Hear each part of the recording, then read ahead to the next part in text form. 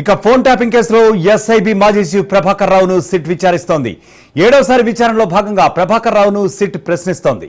ప్రభాకర్ రావు వాడిన 3 సెల్ ఫోన్లలో ఒకటిని స్వాధీనం చేసుకున్న సిట్ మొబైల్లో డేటా క్లియర్ చేసి ఇచ్చినట్లు గుర్తించింది. దీంతో ప్రభాకర్ రావు సెల్ ఫోన్ను ఎఫ్ఎస్ఎల్ కు పంపారు. మరో 2 మొబైల్స్ అమెరికాలో మరిచిపోయి వచ్చారని ప్రభాకర్ రావు తెలిపారు.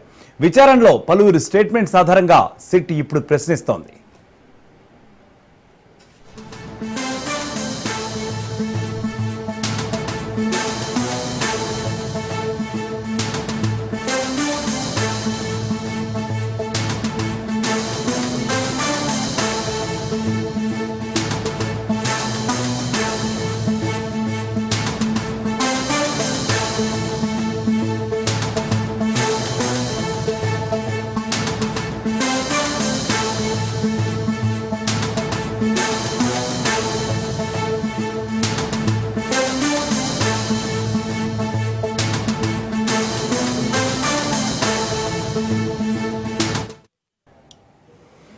రైట్, ఇక్కడ విజువల్స్ మనం చూస్తున్నాం. ఫోన్ ట్యాపింగ్ కేసులో ఎస్ఐబి మాజీ చీఫ్ ప్రభాకర్ రావును సిట్ విచారణకు పిలిచింది.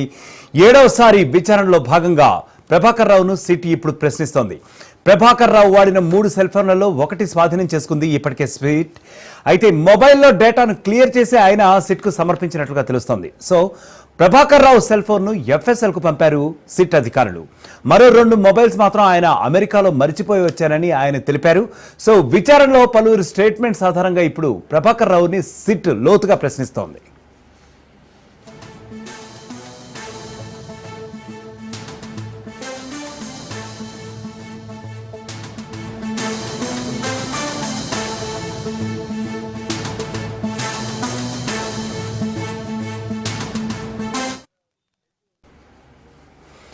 రైట్, ఇక ఇదే విషయంపై మా ప్రతినిధి రత్నకుమార్ మరింత సమాచారం అందిస్తారు. రత్నకుమార్, చెప్పండి. ప్రభాకర్ రావు ఆల్రెడీ సిట్ విచారణకైతే హాజరైనట్లుగా తెలుస్తుంది. మరి దీనిపై మీ దగ్గర ఉన్న అప్డేట్ ఏంటి?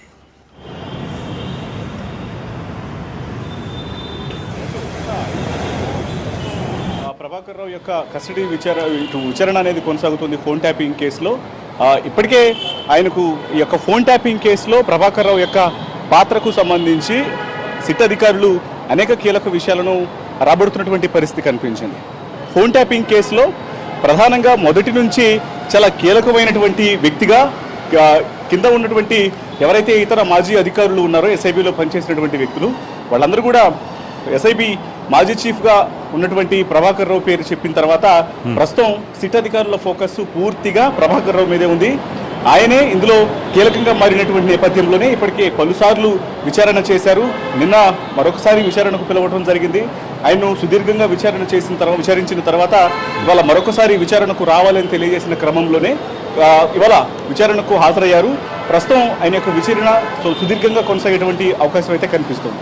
ఇంకా ముఖ్యంగా ఫోన్ ట్యాపింగ్ కేసులో మొదటి నుంచి నేతల యొక్క ఫోన్లను ట్యాప్ చేయటం, ఇది వైపున బిజినెస్ మెన్ల యొక్క ఫోన్లను ట్యాప్ చేయడం, అలాగే కొంతమంది ఎవరైతే సెఫాలజిస్టుల యొక్క ఫోన్లను ట్యాప్ చేయడం, అనేక మంది ఫోన్లు ట్యాప్కు గురైనటువంటి నేపథ్యంలోనే వీళ్ళందరి ఫోన్లు ట్యాప్ చేయడానికి వెనుకల ఉన్నటువంటి అసలు కారణాలను వెలికితీసేటువంటి ప్రయత్నం చేస్తున్నారు ఈ విచారణలో ప్రభాకర్ రావును విచారించడం ద్వారా. అసలు కీలకంగా ఉన్న యాక్టివ్ పాలిటిక్స్లో ఉన్నటువంటి వారి యొక్క ఫోన్లను ట్యాప్ చేయటం, అలాగే సెఫాలజిస్టులు వీళ్ళ ఫోన్లను ఎందుకు ట్యాప్ చేశారు అనే దానికి సంబంధించి కొంతమంది కీలకంగా ఉన్నటువంటి వ్యక్తులు తమని మావోయిస్టుల పేరుతో తమ ఫోన్లను ట్యాప్ చేయించారు, భద్రతకు విఘాతం కలిగించేటువంటి వ్యక్తుల యొక్క లిస్టులో ఉంచి తమ ఫోన్లను ట్యాప్కు గురి చేయించారు.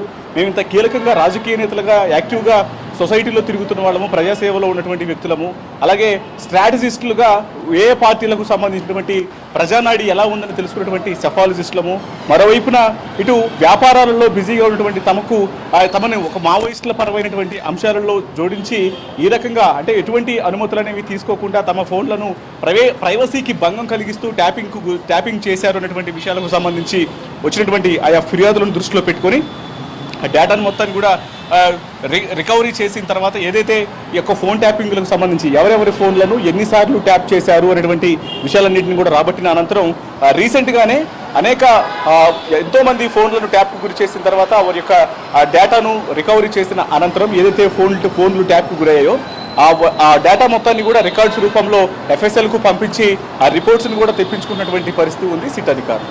సో ఈ క్రమంలోనే అసలు ఫోన్లు ట్యాప్ చేయడం వెనుక ఉన్నటువంటి ప్రధాన ఉద్దేశాన్ని రాబట్టాల్సినటువంటి అవసరం ఉన్న నేపథ్యంలో ప్రస్తుతం ప్రభాకర్ రావు నుంచి ఆ సమాచారాన్ని తెలుసుకుంటూ ఉన్నారు. మావోల పేరుతో ఎందుకు ట్యాప్ చేయాల్సి వచ్చింది అంటే రివ్యూ కమిటీల దగ్గర ఏం సమాధానాలు చెప్పి ఈ యొక్క ట్యాపింగ్లను చేశారు అనేది ప్రస్తుతం ఇన్వెస్టిగేషన్ లో సిట్ అధికారులు ప్రభాకర్ రావు నుంచి రాబడుతున్నటువంటి అంశం. ఇక ఇదిలా ఉంటే ఇప్పటికే అనేక మంది సాక్షుల యొక్క స్టేట్మెంట్లను రికార్డ్ చేశారు కాబట్టి సో మరలా మరికొంతమంది సాక్షులను కూడా విచారించినటువంటి అవకాశాలు ఉంటాయి. రేపు ఈ కేసులోనే ఇటు ఎమ్మెల్సీగా ఉన్నటువంటి తీర్మార్ మల్లన్న విచారణకు హాజరు కాబోతున్నారు సాక్షి స్టేట్మెంట్ ఇచ్చేందుకు. Right Ratan, thank you. మొత్తానికి చూసుకుంటే ఫోన్ ట్యాపింగ్ కేసులో సిట్ ఎదుట ప్రభాకర్ రావు హాజరయ్యారు. నిన్న ప్రభాకర్ రావును సుదీర్ఘంగా విచారించిన సిట్ తన సెల్ ఫోన్ ని సీజ్ చేసింది. అయితే మొబైల్ డేటాను డిలీట్ చేసి మరి సిట్ అధికారులకు ఆయన ఇచ్చినట్లుగా గుర్తించింది సిట్.